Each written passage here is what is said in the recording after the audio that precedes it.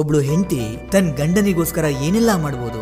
ಅವಳೊಬ್ಳು ಸಾವಿತ್ರಿಯಾಗಿ ಭಗವಂತನ ಜೊತೆ ತನ್ನ ಪತಿಯ ಪ್ರಾಣವನ್ನ ಉಳಿಸ್ಕೊಳ್ಳೋದಿಕ್ಕೆ ಜಗಳ ಮಾಡ್ಬೋದಾ? ತನ್ನ ಗಂಡನಿಗೋಸ್ಕರ ಆಕಾಶ ಭೂಮಿನೇ ಒಂದು ಮಾಡ್ಬೋದಾ?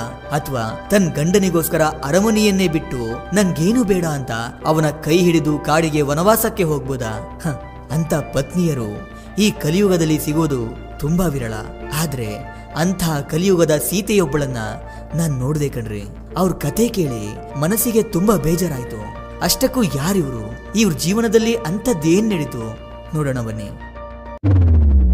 ಬಿಬೇಕ್ ಮತ್ತೆ ಸೃಜನಾ ಸುಬೇದಿ ಇವರು ಮೂಲತಃ ನೇಪಾಳದವರು. ಇವರಿಬ್ರು ಚಿಕ್ಕಂದಿನಿಂದಲೂ ಜೊತೆಯಲ್ಲೇ ಓದ್ತಾರೆ. ಅಂದ್ರೆ ಬಿಬೇಕ್ ಯಾವ ಸ್ಕೂಲ್ನಲ್ಲಿ ಓದ್ತಿದ್ನೋ ಅದೇ ಸ್ಕೂಲ್ನಲ್ಲಿ ಸೃಜನಾ ಕೂಡ ಓದ್ತಿದ್ಲು.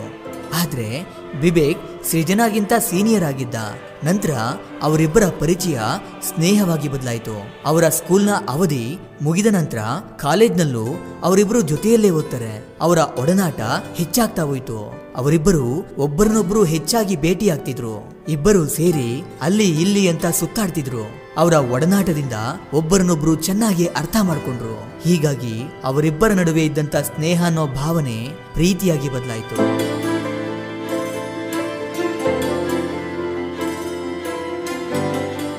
ಒಬ್ಬರನ್ನೊಬ್ರು ತುಂಬಾ ಇಷ್ಟಪಡೋಕೆ ಶುರು ಮಾಡ್ಕೊಂಡ್ರು. ಒಬ್ಬರನ್ನ ಬಿಟ್ಟು ಮತ್ತೊಬ್ರು ಇರೋಕಾಗದೇ ಇರೋಷ್ಟು ಅವರ ಪ್ರೀತಿ ಹೆಮ್ಮರವಾಗಿ ಬೆಳೆಯುತ್ತಾ ಹೋಯ್ತು. ಕೊನೆಗೂ ಎರಡೂ ಕಡೆ ಕುಟುಂಬದವರನ್ನ ಒಪ್ಸಿ ಎಲ್ಲರ ಸಮ್ಮುಖದಲ್ಲಿ ಇವರಿಬ್ರು ಮದುವೆ ಕೂಡ ಆಗ್ತಾರೆ.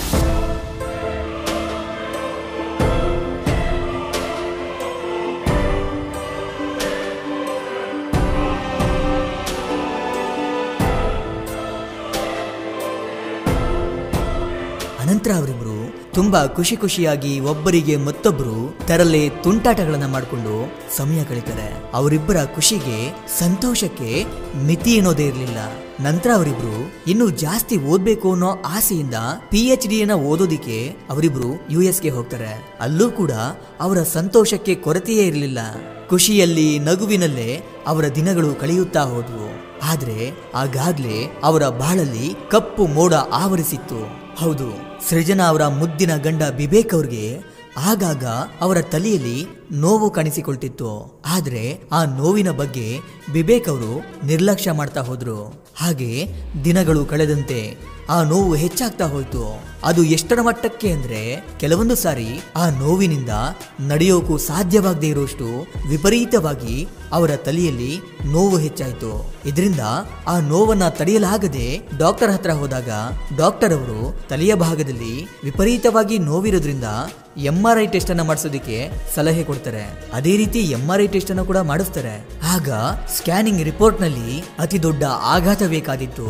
ಸೃಜನಾ ಅವರ ಗಂಡ ಬಿಬೇಕ್ ಅವ್ರಿಗೆ 4th ಸ್ಟೇಜ್ ಬ್ರೈನ್ ಕ್ಯಾನ್ಸರ್ ಇದೆ ಅನ್ನೋ ವಿಷಯ ಗೊತ್ತಾಗುತ್ತೆ. ತನ್ನ ಪತಿಯ ಬಗ್ಗೆ ಈ ರೀತಿಯಾದಂತ ಸುದ್ದಿಯನ್ನ ಕೇಳಿ ಸಿಡಿಲೆ ಬಡಿದಂತಾಯ್ತು. ತನ್ನ ಗಂಡನಿಲ್ಲದ ಬದುಕು ಶೂನ್ಯವೆನಿಸಿತ್ತು. ಅದರ ಜೊತೆಗೆ ಡಾಕ್ಟರ್ ಮತ್ತೊಂದು ವಿಷಯವನ್ನ ಹೇಳಿರ್ತಾರೆ. ಅದೇನೆಂದ್ರೆ ಬಿಬೇಕ್ ಅವರು ಇನ್ನು ಜಾಸ್ತಿ ದಿನ ಬದುಕಲ್ಲ. ಹೆಚ್ಚು ಅಂದ್ರೆ 6 ತಿಂಗಳು ಅಥವಾ 1 ವರ್ಷ ಬದುಕಬಹುದು. ಈಗಾಗಲೇ ಕಾಲ ಮಿಂಚೋಗಿದೆ ಅನ್ನೋ ಕಹಿ ಸತ್ಯವನ್ನ ನಂಬೋಕು ಸೃಜನಾ ಅವರು ತಯಾರಿರ್ಲಿಲ್ಲ. ಆಗ ಗಂಡನನ್ನ ತಬ್ಬಿ ಗಳಗಳನ್ನೇ ಅತ್ತಳಂತೆ. ಆದ್ರೂ ಡಾಕ್ಟರ್ ಹೇಳಿದ್ದನ್ನೇ ಸುಳ್ಳು ಮಾಡಬೇಕು, ತನ್ನ ಗಂಡನಿಂದ ಆ ಸಾವನ್ನೇ ದೂರ ಮಾಡಬೇಕು ಅಂತ ನಿರ್ಧಾರ ಮಾಡಿದ್ಲು. ಅದರಂತೆಯೇ ಬಿಬೇಕ್ ಅವರು ಕೂಡ ಸ್ವಲ್ಪ ದಿನ ಚೆನ್ನಾಗೇ ಇದ್ರು. ಬ್ರೈನ್ ಕ್ಯಾನ್ಸರ್ಗೆ ಟ್ರೀಟ್ಮೆಂಟ್ ಅನ್ನ ಪಡ್ಕೊಂಡ್ರು.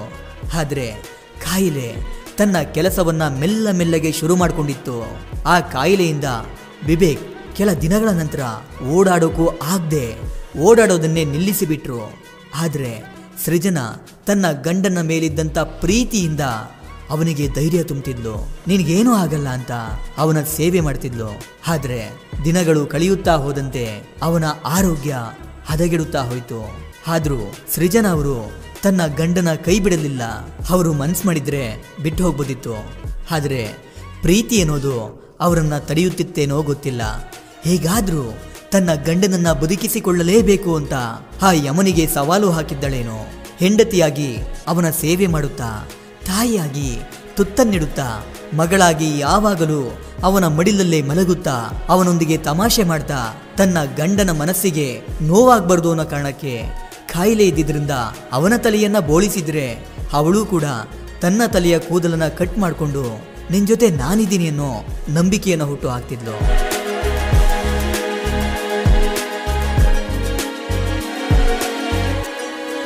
ಗಂಡನ ಮುಂದೆ ಡ್ಯಾನ್ಸ್ ಮಾಡಿ ಸಂತೋಷ ಪಡಿಸ್ತಿದ್ಲು. ತನ್ನ ಗಂಡನೇ ಅವಳಿಗೆ ಪ್ರಪಂಚವಾಗಿದ್ದ. ಮನಸ್ಸಲ್ಲಿ ತಡ್ಕೊಳ್ಳೋಕಾಗದಿರೋಷ್ಟು ನೋವಿದ್ರು ತನ್ನ ಗಂಡನ ಮುಂದೆ ಯಾವಾಗಲೂ ನಗುತ್ತಾ ಅವನನ್ನು ನಗಿಸುತ್ತಾ ತನ್ನ ಪತಿಯನ್ನ ಬದುಕಿಸ್ಕೊಳ್ಳೋದಕ್ಕೆ ಅವನನ್ನ ಖುಷಿಯಾಗಿಡೋದಕ್ಕೆ ಏನೆಲ್ಲ ಮಾಡಬೇಕೋ ಎಲ್ಲವನ್ನ ಮಾಡಿದ್ಲು. ಆದ್ರೆ ಆ ವಿಧಿಯ ಆಟವೇ ಬೇರೆಯಾಗಿತ್ತು. ದಿನೇ ದಿನೇ ಕಳೆಯುತ್ತಾ ಕಾಯಿಲೆ ಹೆಚ್ಚಾದಂತೆ ವಿವೇಕ್ ಅವ್ರಿಗೆ ನೆನಪಿನ ಶಕ್ತಿ ಸಂಪೂರ್ಣವಾಗಿ ಹೊರಟೇ ಹೋಯ್ತು. ತನ್ನ ಪತ್ನಿಯನ್ನ ಗುರುತು ಹಿಡಿಯೋಕ್ಕೂ ಸಾಧ್ಯವಾಗದೇ ಇರುವಂತ ಸ್ಥಿತಿಗೆ ತಲುಪಿದ್ರು.